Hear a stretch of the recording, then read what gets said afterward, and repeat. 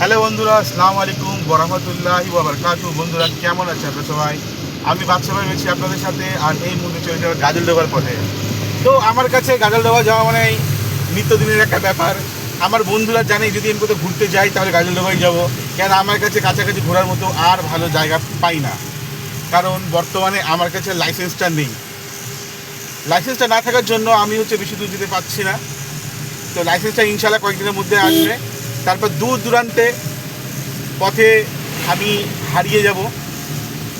তো আপনাদেরকে নতুন নতুন জায়গায় নতুন নতুন ভালো ভালো সুন্দর সুন্দর প্রাকৃতিক সৌন্দর্য দেখাবো, এবং পারলে পরে যদি কোনো বন্য জীবজন্তু বা পাখি পাই সেটাও দেখাবো।